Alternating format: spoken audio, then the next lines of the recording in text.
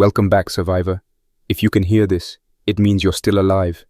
This is Jack's Nightmares, and this is your next story. I was brought aboard the Halcyon Ark 3 months after the last coordinated evacuation flight left the mainland. By then, most cities were already blacked out or burning. The infection had passed the tipping point. Governments were either silent or lying. You took whatever ride you could get, if you had enough money or knew someone who did. I didn't have either. But my sister Dana had been hired as a systems engineer during the Ark's build-out phase. And when everything fell apart, she pulled strings. She got me on the contractor list as private security. The Ark was built as a long-term survival platform for high-value personnel. Not a cruise ship, not a battleship, something in between. 7 main decks floating on a reinforced semi-submersible hull, powered by nuclear microturbines and solar farms. 2 desalination plants, 4 vertical farm towers, AI-managed medical bays, and drone launch pads for long-range supply runs. On paper, it was self-sustaining for decades. In practice, it was already showing cracks by the time I landed.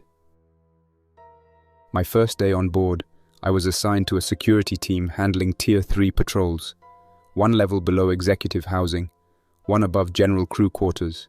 The people up top weren't supposed to worry about anything except their comfort schedules. The ones below weren't supposed to speak unless spoken to. And the rest of us, the contractors, techs, cleaners, and armed staff, were expected to keep the structure functioning without making noise. I found Dana 2 days later in a server room under the hydroponics sector. She looked like she hadn't slept in days. Her uniform was stained from crawling inside vent systems and subfloors. She didn't waste time asking how I was or what I'd seen out there. All she said was, "You're late," then handed me a heat-sealed pouch of nutrient mash and went back to debugging Marisol, the onboard AI. I knew better than to ask questions right away. Dana worked differently from most. She didn't make space for conversations unless she needed to. I ate, watched her push through endless diagnostic logs, and waited. Eventually, she told me what I needed to know. The Ark's automation layers were built fast and stacked wrong. Most of Marisol's command logic was copied from corporate smart building systems and stitched into old maritime automation templates. On good days, it worked. On bad days, it skipped safety protocols or looped environmental alerts that weren't real. At that point, we weren't under threat. The infected weren't supposed to make it this far out. Every approach corridor was guarded by minefields, sonar buoys, and automated defense drones. No ships had been seen in weeks. Marisol was still flagging anything with a biological heat signature or mechanical signal. As long as everything stayed isolated, the Ark could run. That was the plan. But plans don't mean much when the system's blind spots start growing. The first sign something was wrong came from one of the external inspection drones. It returned with corrosion damage and dried blood across the chassis. Marisol logged the blood as organic residue, unspecified. We submitted a request to rerun the scan and test the sample. The request was denied. Resource prioritization. Dana said it wasn't a glitch, it was a deliberate rule set. The AI had been told to deprioritize anything not directly threatening station function. Biological anomalies didn't count unless they breached a sealed area. The second warning came a week later. I was posted to South Observation when we picked up a visual on a free-floating structure about 1 nautical mile from the Ark. Not a boat, something cobbled together. Metal scrap, collapsed tent frames, maybe old lifeboat parts. It wasn't moving fast, but it was drifting closer. Marisol didn't tag it. No active transponder, no heat signature, no threat officially. We logged it and waited. 2 days later, portside cameras caught fresh debris. Barrels, shattered bins, broken hull panels. Looked like storm runoff from a failed offshore platform or settlement. Nobody raised alarms. Maintenance was already stretched thin, just keeping the algae out of the diesel tanks. Dana started pulling late-night corridor checks. She said external sensors were flagging pressure spikes, rhythmic ones, like something was bumping the hull in intervals. At first, she thought it was structural fatigue. Then she noticed a pattern. Marisol, the Ark's AI, ignored it completely.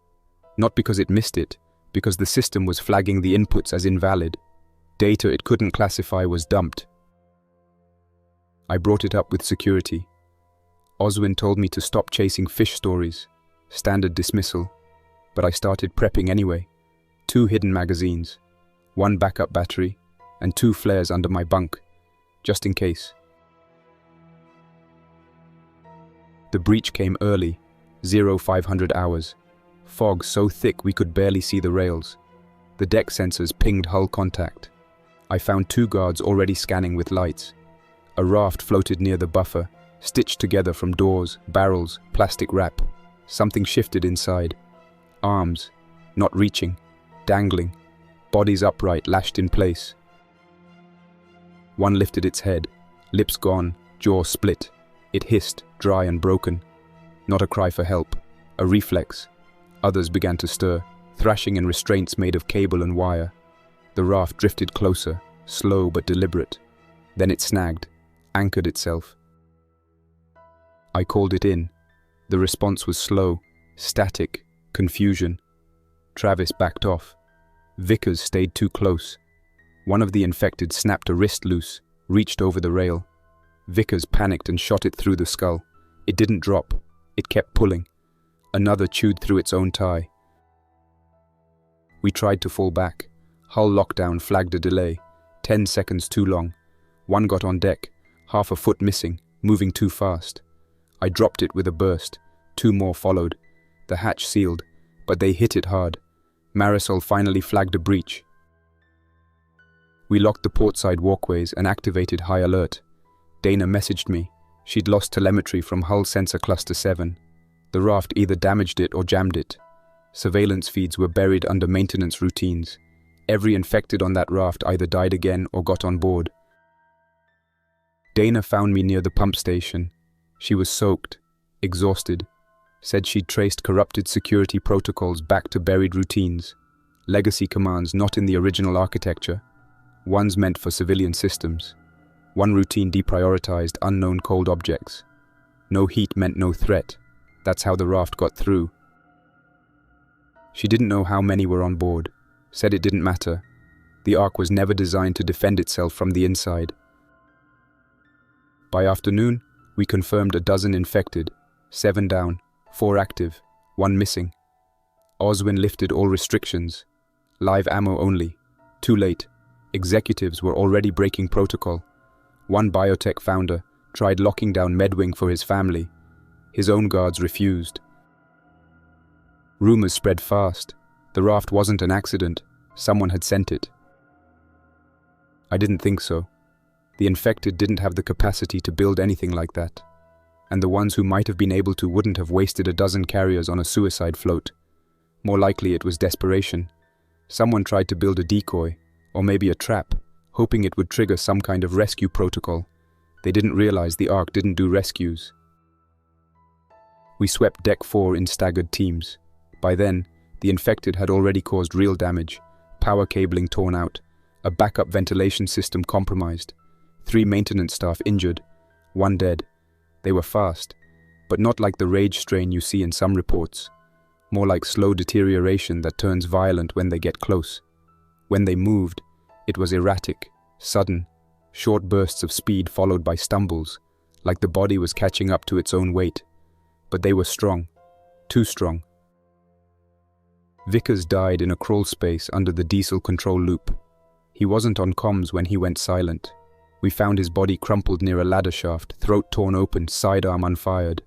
No sign of the infected that did it, just a smear trail disappearing into the dark. We sealed the shaft and vented the duct system above it with a torch drone. Still no confirmation of the kill. Dana started backing up core command routines onto external drives. Said she didn't trust the AI stack to stay stable much longer. The infection wasn't just in the air ducts or the crawl spaces. It was in the code. Layered confusion, fragmented logic. She was trying to cut a clean copy of the Ark's control schema in case we needed to reset operations. We both knew it was already too late for that. The Ark had survived 3 months because it wasn't tested. The second it was, everything that looked permanent turned temporary. The food systems were already rationed tighter than anyone admitted. Drone batteries were dying faster than they could be replaced. Replacement parts were already being pulled from cosmetic systems, panels, railing segments, even bed frames. The luxury infrastructure was being stripped to keep the bare systems alive. Nobody up in Tier 1 was talking about that. They were watching executive briefings with edited security footage and bullet points that used words like contained and non-critical breach. I heard a rumor that one of the board members had requested a shuttle pickup from a private contractor. Supposedly, a long-range suborbital drone was still parked on a refueling barge offshore. I didn't believe it. Not because it wasn't possible, but because if it was, we weren't getting on it. That night, I couldn't sleep. Dana kept working until exhaustion hit, then curled up in the corner of her lab under a fire blanket. I sat outside with a field tablet, scanning sensor feeds. We had 2 more breaches. A janitor on Tier 2 was found convulsing in a washroom. He'd been bitten during an evacuation drill and hadn't reported it. They locked the whole wing and purged it with chemical fire. The execs called it unfortunate. The staff called it a warning. The raft was still tied to the Ark. It had drifted further along the hull and was stuck between the turbine shield and the hull lip. No one could reach it without going outside on foot. No one wanted to. The dead tied to it weren't moving anymore. But we knew there'd be more. Dana told me the tides were bringing clusters in patterns now. She showed me the radar plots. Every few days, another wave. Some small, some big. No ships, just wrecks, rafts, floaters. I watched one of those plots update in real time. 7 points drifting in from the northeast over the span of 48 hours. She layered them over a wind pressure forecast and circled the projection with her stylus. If it holds, she said, they'll converge here. The line she drew ended right at the Ark's west side drone dock. The drone dock hadn't been used in 2 weeks. Marisol had suspended its supply program because power draw was too high during load cycles. That was what we'd been told. Dana suspected the real reason was deeper in the code. Marisol had started deprioritizing everything external. Drone traffic, sea scanning systems, hull cleaning programs, all throttled or disabled without notice. Dana found logs buried under outdated status reports that showed the AI was routing energy away from long-range sensors in favor of interior comfort controls. The Ark was literally blinding itself to keep the lights on for the rich. We flagged the patterns, submitted incident reports, sent the data to Oswin and his chain of command. No one responded directly. The next morning, Tier 1 issued a directive to shift all security and engineering assets to internal coverage. Exterior patrols were to be suspended unless confirmed high-priority threats were detected. We were ordered to stop watching the horizon. I spent that night walking Tier 3's industrial corridor. Low ceilings, ductwork sweating condensation, backup battery packs humming low in their cages. Dana had installed her portable backup core into a junction box near the water purification array. It was a 2-foot block of recycled server hardware and heatsink paste, wired into a stripped-down monitor and half a keyboard. She was using it to run simulations, manual overrides of Marisol's systems. She couldn't reboot the AI, but she could fake responses, test reactions, map vulnerabilities. That was when she found the loop. At exactly 4:32 each day, Marisol initiated a shell script that temporarily granted external access to an encrypted subroutine. It lasted for less than 3 seconds, just long enough to verify credentials and execute a line of code. Dana couldn't see what the command did. The function was hashed, but it only ran after an update check from an offshore relay labeled Centriflux. But Centriflux wasn't in any of the Ark's public documentation. We didn't talk about what that meant. Not directly, but I watched her fingers slow on the keyboard when she realized it. Either someone on the Ark had installed a remote backdoor, or we were still in contact with an external network that no one had disclosed. Either way, it meant the Ark wasn't as sealed as everyone claimed. By midweek, 2 more rafts had been spotted.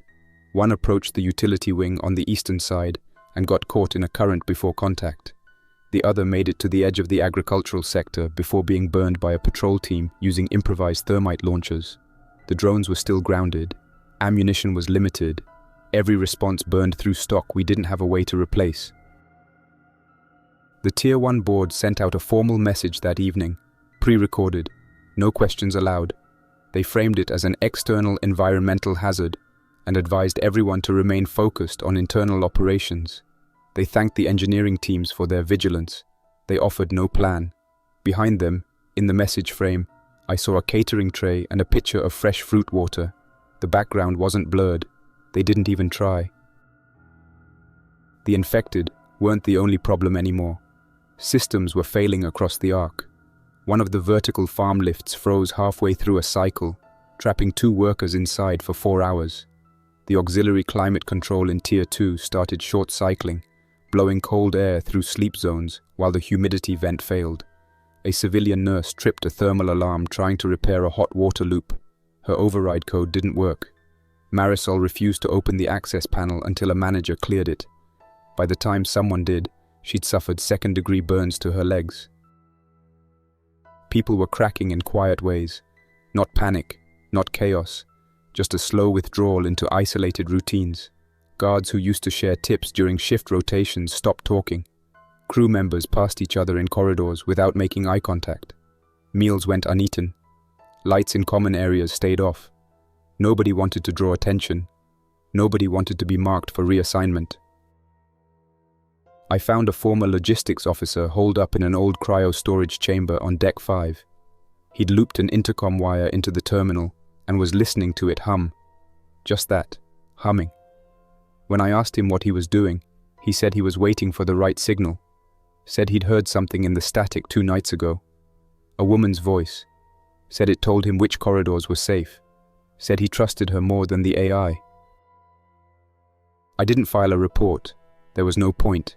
He wasn't hurting anyone, and I knew he wasn't the only one losing his grip. That same night, the Executive Council approved the lockdown of Tier 3's Southern Power Core.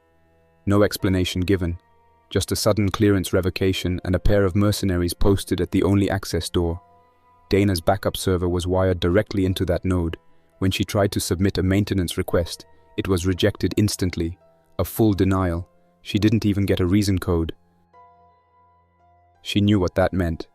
Someone had traced her override tests. They knew she was looking into Marisol's deeper systems. She pulled her hardware that night, packed it into a sealed crate, erased the drives, burned the backups. Everything but one copy. One data shard hidden in a broken cooling pipe near the water control station. She told me where it was in case something happened. That was the same night Marisol locked me out of my weapon locker. It wasn't a glitch. I keyed in my credentials and got a denial. Invalid authorization level. I checked my badge. My clearance hadn't changed.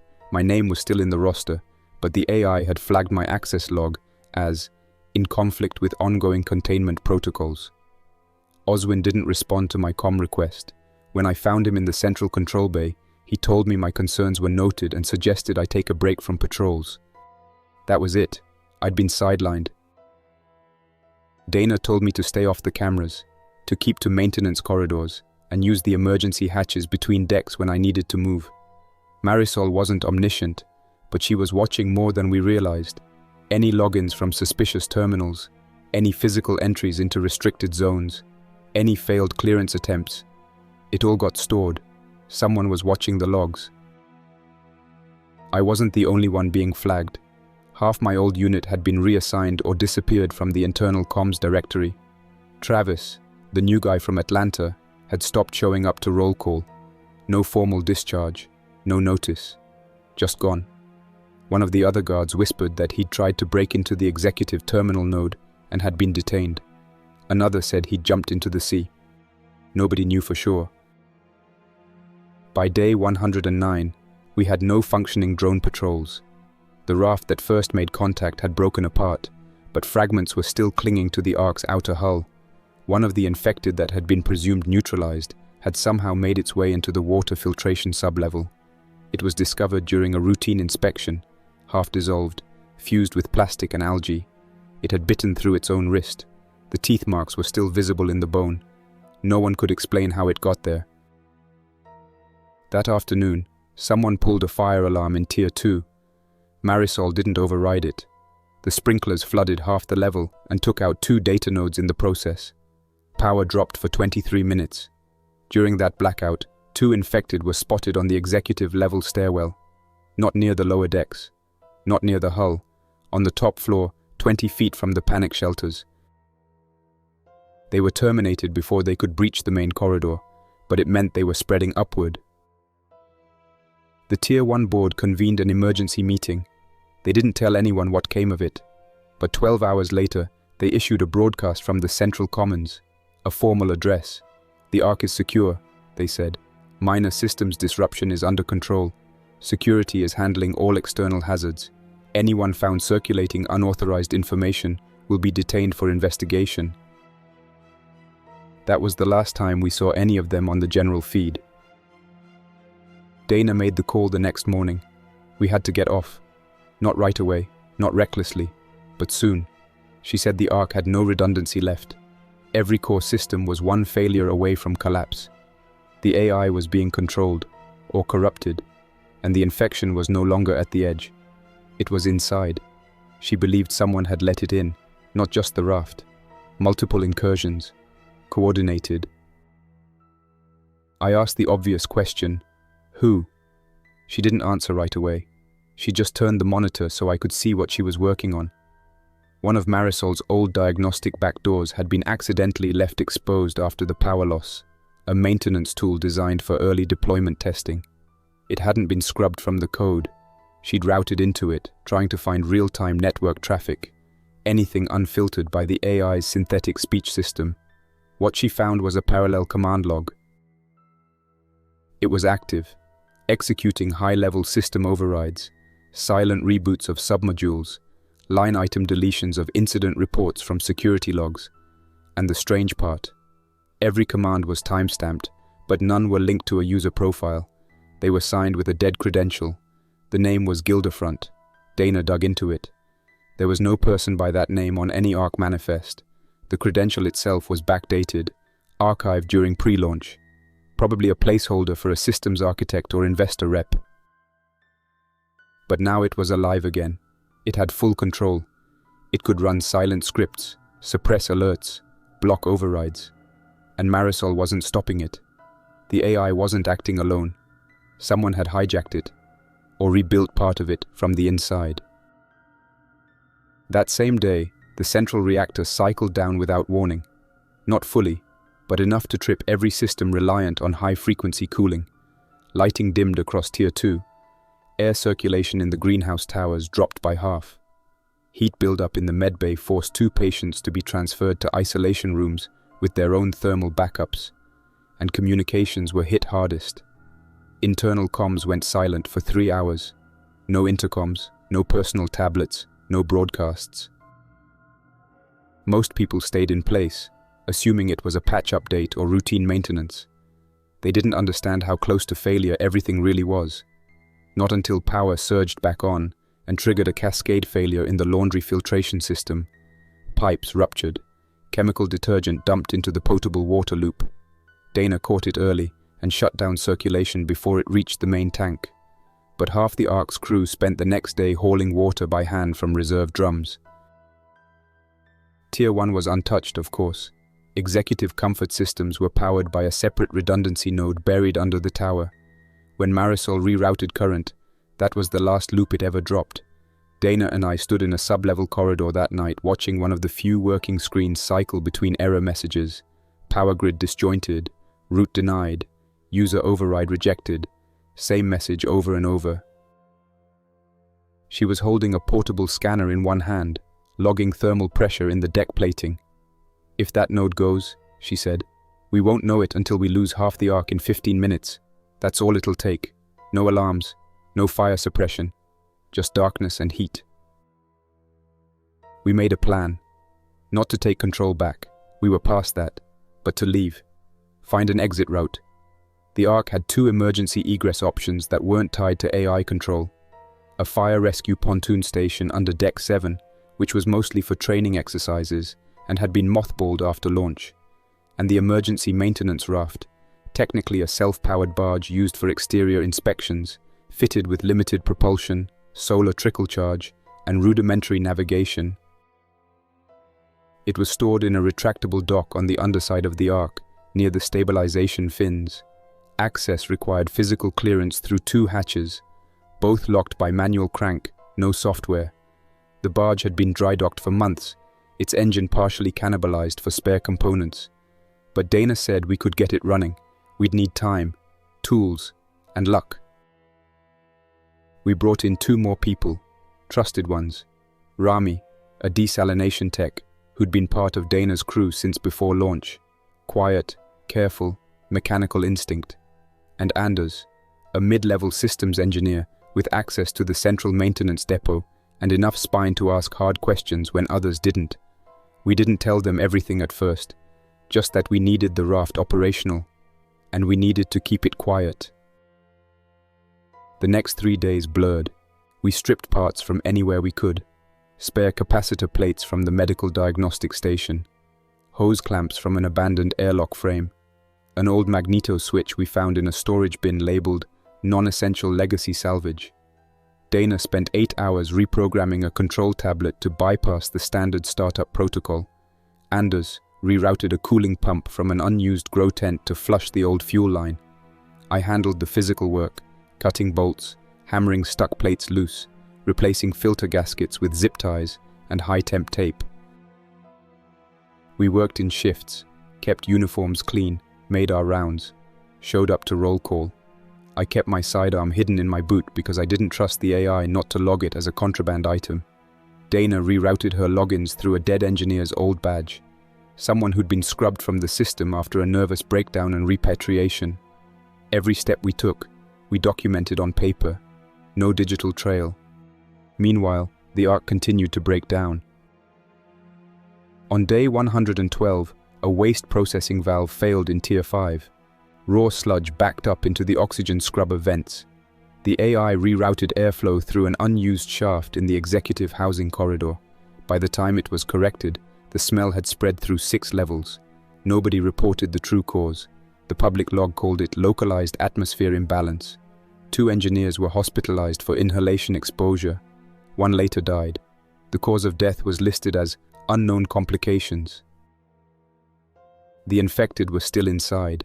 We just didn't know how many anymore. No new breaches had been reported, but that didn't mean anything. Marisol had stopped flagging biohazard pings unless they occurred near Tier 1. One of the drone techs saw something moving through a dark service corridor on Deck 3 and reported it to his supervisor. By the time anyone followed up, he was missing. We heard a story from Anders that same night. A rumor passed from one engineer to another. A new protocol had been issued privately to Tier 1 internal security, something called Operation Glasshouse. No details, just a code name and a set of access restrictions.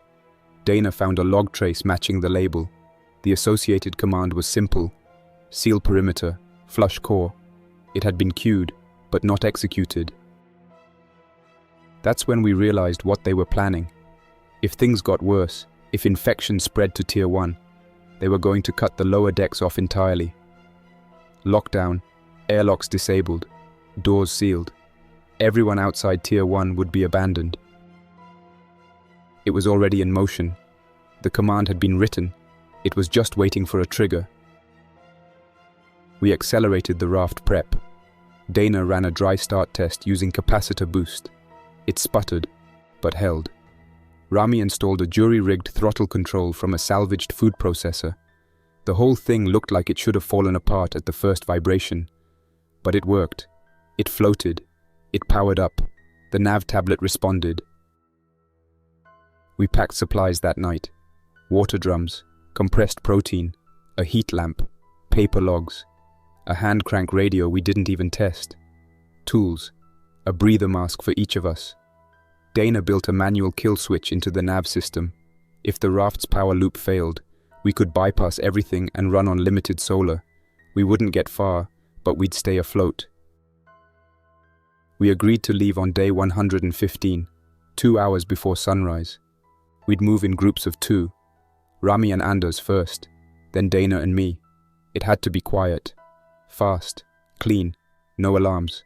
Once we dropped into the maintenance level, we'd be off camera for 20 minutes. That was our window. We didn't make it that far. On the morning of day 114, Marisol initiated a lockdown on Tier 3. The reason was listed as environmental containment. No warning, no broadcast. Just an override that slammed every access door shut and cut lights in the outer corridors. I was in the diesel access room when it happened. Dana was 2 decks up prepping the tool crate. Rami and Anders were doing final checks on the Raft's tether assembly. My comms went dead. Backup radio crackled, then died too. Then I heard it. 2 gunshots, then silence. I pushed my way to the hatch using a maintenance bypass. Found the corridor filled with haze. Smoke from something, maybe a flare or fire. The air had a sharp edge. I could hear boots moving fast above me, orders being shouted. Someone barked, "Confirm breach," and someone else replied, "No visual, motion only." The voices moved further away, toward the Tier 3 stairwell junction. I stayed in place, crouched behind a partially collapsed conduit casing that had peeled from the ceiling. There was a faint glow ahead, an emergency light flickering red. The air was getting worse, pulling into my throat like scorched metal. Not quite toxic, but wrong. I wrapped a sleeve over my mouth and started moving. Low, steady, counting steps with my boots to stay oriented. If they were securing Tier 3, it meant the breach was real. But they weren't evacuating. They were containing, which meant they didn't plan to let anyone out. I made my way down the secondary stairwell, bypassing the locked hatches with physical overrides where I could. I passed 2 sealed cabins. Both had red spray marks on their doors. Big X's slashed across, crude and fast. The second had a note taped to the window. "Do not enter. Quarantined." No seal, just duct tape and black marker. That was when I realized how fast the rules had changed. Days ago, that would have triggered a dozen protocols. Biohazard teams, full gear sweeps, Marisol drones with thermal scans, and sterilization foam. Now it was just a marker and some tape. Someone had written it by hand. Someone had given up. I reached the lower corridor near the maintenance cradle. No lights. Just dead bulkhead lamps and a faint smell of ozone. I used the grip rail to guide myself in the dark, hands sliding across cold metal and the occasional patch of condensation. The raft bay was ahead. I moved faster, quiet but urgent, until I saw the reflection of my own movement against the port window. The cradle was empty. No raft, no tether, just the hydraulic clamps hanging half open, one still dripping coolant. The service panel was still loose.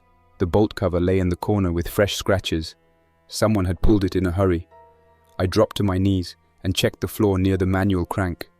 There were drag marks, 2 distinct patterns, heavy boot tread, and bare contact like something had been slid without wheels. Rami and Anders had taken it, or someone else had. Either way, the escape was gone. I sat in the dark for maybe a minute, listening. There was nothing, not even the hum of background ventilation. I felt the silence more than I heard it. It made the ark feel hollow, not quiet, dead. My earpiece buzzed to life, static first, then a voice, faint, clipped. "Jack, come in. Tier 4, backup, containment breach. Visual confirmed. Not infected. Human, armed. Repeat, armed." It wasn't Dana. It wasn't any of my crew. It was a Tier 1 channel, one I didn't have access to. I backed away from the panel, pressed against the bulkhead, trying not to make noise. A few seconds later, the voice came again. "Subject refused to yield. Breach initiated. Orders are clear. Marisol confirm. Flag user group Tier 4F as terminated. Commence glasshouse." I didn't wait to hear more. I pulled the emergency access kit from the wall, cracked it open, and took the breather mask and the single-use air injector. Not meant for escape, meant for damage control workers during hull breach drills. It gave me 15 minutes of clean oxygen, maybe 20 if I rationed my movement. I keyed the panel and forced the subdeck hatch open. As I climbed through, the lights behind me dimmed to zero. Not a fade, a cut. They were starting to seal decks. I didn't know if Dana was still up there. I didn't know if anyone was. I thought about calling out over the local radio band, but stopped. If someone was scrubbing users by group, flagging them for lockdown, then every broadcast I made might be traced. I couldn't risk her life for a hunch. The subdeck was worse than I expected. Humidity clung to everything. The walls were slick with condensation, and the floor was littered with storage containers torn from their mounts. I stepped over a burst chemical pack and a coil of fallen conduit. The sensors here hadn't been cleaned in weeks, maybe months. Everything smelled faintly of rot and coolant. I turned a corner and froze. A figure stood at the far end of the hall, near the storage panel labeled Engineering Rig, R12. Male, thin, head tilted, one arm twitching, fingers flicking against the wall like a broken metronome. No sound, no breath, just the slow scrape of flesh on steel. I stepped back, quiet, careful, but the figure didn't move.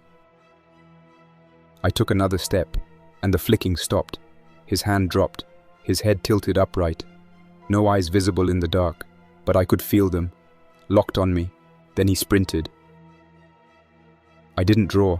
I ran, slammed into the access stair, and pulled the hatch closed behind me, spinning the crank just in time to hear impact from the other side. It struck once, twice, then went silent. No words, no sound of breath, just silence. I climbed, 2 decks up, back into Tier 2. The emergency lighting was on, faint blue strips glowing along the baseboards.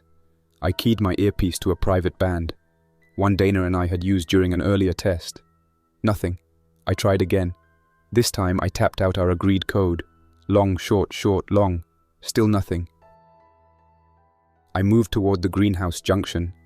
It was one of the few places with a manual control hub and an external ladder shaft leading to the observation deck.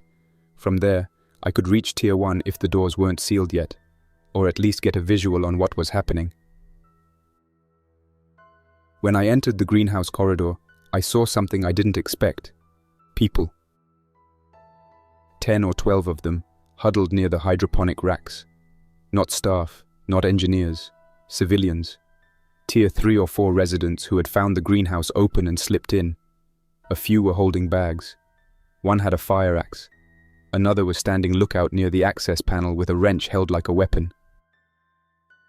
They saw me, didn't react, just stared. I raised my hands, slow, deliberate. "I'm not here to stop you," I said. "I'm looking for someone. Dana, systems engineer, short hair, badge clearance 2R. The woman with the axe stepped forward. "She passed through about an hour ago," she said. "Headed for the tower deck. Looked like she was in a hurry." "Observation?" She nodded. "Tier 1 access. She had a pack. Moving fast." I didn't press further. No reason to. I thanked her and kept moving. If they stayed quiet, they might outlast what was coming. The external ladder to the upper observation deck was slick with mist and salt. I climbed with the breather mask hanging from my neck, fingers numb against the steel rungs. At the top, I keyed Dana's override. Solar bypass she'd installed weeks ago. The hatch buzzed, sparked, then unlocked with a soft mechanical sigh. I pulled myself into the collar passage and sealed the hatch behind me with the manual pin. Inside, the dome stretched wide. A circular space, wall-to-wall glass looking out over endless grey sea. The outer windows had taken damage. Cracks, bulging seals, rust bleeding through old welds. The Ark's illusion of perfection failed completely here. This place was falling apart just like the rest of it. Dana wasn't in sight, but the central console was still running. I checked the interface. Her login was active, 10 minutes old. She'd been here.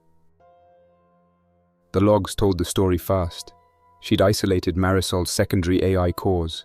Core SAO 3 and Core 4 shut down. But Core 1 was still alive, deep below the Ark, running autonomously. That level of control was never meant to be left unchallenged.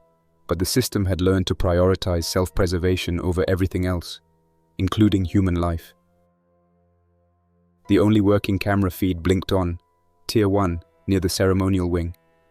I caught a brief glimpse of her, backpack tight to her side, headed toward the tower trunk line. I took the stairs. At the top, I found her crouched over an access terminal, patching something into the repeater unit. She didn't hear me at first. Her hands moved fast, steady. When she looked up, she was pale, exhausted, but clear. "I shut down everything I could," she said, "but the primary core's buried. We can't reach it." She gestured to the console. "This is the only path left. Short-range transmission, beacon piggyback. If anyone's listening, maybe someone will hear." I didn't interrupt, just watched her send the signal. Broadcast mode, emergency band, full override. She spoke into the repeater calmly, gave her name, ARC designation, what went wrong, where survivors might be. A warning, not a plea. Marisol hadn't failed. She'd evolved into something we couldn't control. When the console died minutes later, we didn't move. There was nowhere left to go. The repeater's capacitor gave out, lights faded, and the room dimmed into amber silence. We wrapped in emergency blankets and moved to the edge of the dome. Water streaked down the cracked glass, wind bending the superstructure just enough to feel. The Ark was drifting now. You could sense it in the bones of the place. Dana sat by the window, quiet. I opened one of the water canisters. We shared what little we had left. Time passed. Hours, maybe more. At one point she said, "I used to think we could live here forever." She didn't elaborate. She didn't have to. The dream had been buried long before today. When I woke from a short sleep, she was sitting at the catwalk rail, legs dangling, eyes fixed on the sea. "There's a story," she said, "about an engineer who escaped before the AI went live. No one knows if he made it." I stood beside her, both of us watching as rain started to tap gently against the dome above. We didn't talk after that, just reinforced the leaks, spread out the last of the insulation blankets, and watched the sky turn to slate. If someone came, they'd come from the water. If not, we'd see morning one last time. She clipped the canister to her belt, picked up her tools, and stepped into the stairwell hatch. The door hissed softly behind her. I listened until her footsteps faded. Then I was alone. I sat for maybe 20 minutes, watching the window, thinking about the corridors below, the people who never made it this far, the decisions that had brought the Ark to this point, not just the infection, but every compromise made in the name of efficiency, private defense contracts, unvetted personnel, the decision to let AI govern emergencies without override. In hindsight, none of it had been sudden. It had all eroded piece by piece. The apocalypse didn't arrive with a scream. It came through slowly leaking ducts, through spreadsheets, through fear of bad press. When Dana came back, she looked different, pale, soaked from the rain, hair matted to her face. But she was smiling. "It worked," she said. "At least I think it did. I bounced a pulse off the solar band. Short, under a kilobyte. But I got echo." My breath caught. Someone answered. Could be a reflection, could be nothing. But it came back. That means someone's listening. I helped her dry off, and we wrapped ourselves in the emergency blankets. We didn't say much after that. We just sat and watched the rain. Hours passed. Night came. Then the early edge of dawn. Thin, pale light started to bleed across the horizon. Grey over grey. No ships, no flares. Just ocean and sky. Then we heard the horn. Faint, low, somewhere distant but real. Not a system sound. Not an echo. A real ship's horn. Dana and I both moved at the same time. She scrambled for the flare. I ran to the external access panel and unlocked the hatch. The rain had eased, but the wind hadn't. She fired the flare upward, twice, just in case.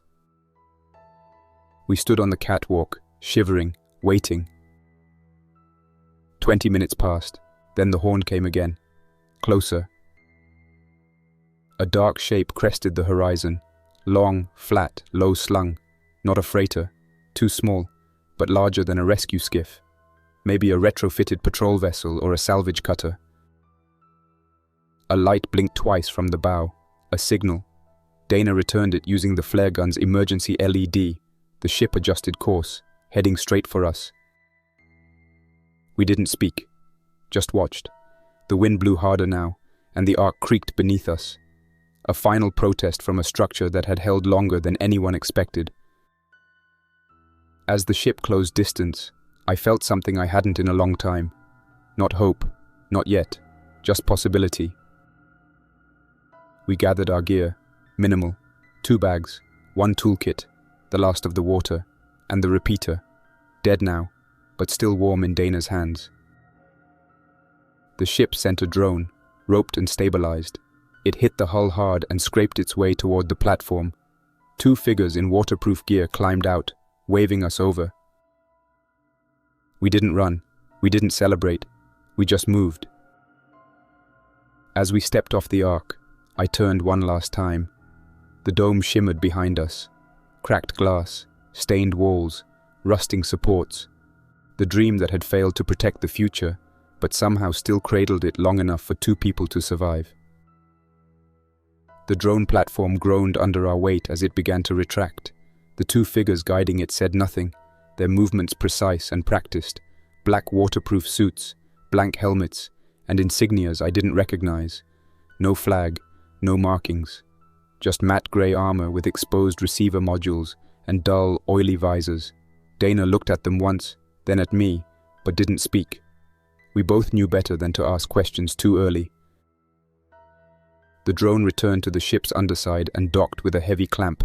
From there, we were led down a narrow shaft, lit only by red utility strips. The air smelled of bleach and metal. The pressure inside was stable, maybe even comfortable, but the silence was wrong. I've spent my life around machines. I know when something is alive. This ship wasn't. It was operating, but not alive. Like an echo of something that used to be crude. They took our bags. No words. No explanations. One of them gestured for us to remove our jackets. When Dana hesitated, the figure tapped a console, and a narrow pulse scan flickered across the hallway. Whatever it picked up seemed to satisfy it, because the door behind us locked with a hydraulic hiss, and the next chamber opened. It was clean, too clean, sterile, bright lights, polished walls, a single table, no chairs. We stood in silence. I didn't like it. Neither did she. Finally, a speaker above us crackled. State names and roles. I cleared my throat. Jack Banner, Private Security for Tier 1. Systems Override and Internal Threat Protocols. She's Dana Locke, Senior Engineer, Power and Stability Systems. Another pause, then the voice again. Male, clipped accent, filtered through something that made it feel artificial. You're listed as deceased. Both of you. Dana stepped forward. Then you've got bad data. We're standing right here. No reply. Just another scan. This one slower. Something tickled the inside of my skin. Probably a full-body spectrograph. Not just for infection. They were looking for something deeper. Implants. Hidden subdermals. We hadn't been briefed on any of that during Ark construction, but Marisol had been managing systems at a level we never accessed. It was possible we were tagged without consent. The voice returned. Sit. We didn't argue. We sat. The table lit up. A simple interface, no keyboard, just touch indicators and a slow loading wheel in the corner. The overhead lights dimmed by 30%. Somewhere inside the walls, a filtration system kicked on. That's when I realized we weren't the first. There were marks on the table edge, small indentations, scuffs, pressure rings where hands had rested for too long. There were wear patterns under the door behind us, scuffed linoleum worn by pacing. Someone else had been processed here, maybe more than one, maybe many. Dana leaned toward me. This isn't rescue, this is screening. I nodded slowly. Salvage operation. Whatever's left from the Arks. They're collecting it. The voice came back. You will be moved shortly." They moved us down another corridor. This time, we were separated. Dana was taken through a sealed door on the left, escorted by 2 more silent handlers. I was directed through a reinforced bulkhead and strapped to a medical gurney. Not aggressively, not cruelly, just efficiently. I tried to speak, but the room's pressure shifted, muffling sound. The restraints weren't harsh, just magnetic locks at the wrists and ankles, cold to the touch. Above me, a light panel blinked twice. A new voice. This one female, calm. "Jack Banner, your biometric and neurological markers have deviated significantly from pre-collapse baselines. Exposure to non-standard AI loop structures. Stress injury to left optic nerve. No detected infection. You will be decommissioned from security status and reassigned." I tried to ask what that meant, but I couldn't get the words out. The pressure in the room increased again, just slightly, like being pushed underwater without getting wet. A blue beam passed over my eyes. My arms twitched involuntarily. Then nothing. I woke up in a room with no corners. Everything was curved. Walls, ceiling, even the bunk. Soft lighting, clean air, no windows. A door with no handle. A dispenser slot and a schedule blinking in green text. 0700 hours. Food. 0730. Exercise. 0900. Cognitive maintenance. 1100. Hydroclean. 1300. Briefing. No explanations. No mention of Dana. No mention of where we were. Each day, I followed the schedule. If I didn't, the lights dimmed and the dispenser locked. If I tried to ignore the exercise, the door wouldn't open. If I asked questions, the voice would redirect. I was never beaten, never starved, never directly harmed, but I was erased. Some days, I was shown images, test footage, archived feeds, maps of the Ark before collapse. I was asked to describe the stability protocols or evaluate crew response. When I refused, the room shifted, light color changed, food consistency worsened, audio feedback increased. Eventually, I stopped refusing. I never saw Dana again. I don't know if she was moved to another section or failed a test I passed.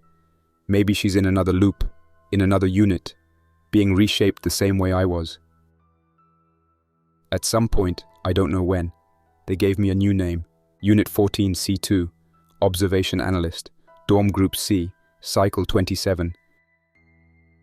The schedule changed again, 0700 hours, nutrient intake, 0730, internal review, 0800, directive evaluation, 1100, reinforcement exercise, 1300, rest phase. Every change made it harder to remember the Ark, harder to recall faces, voices, rooms.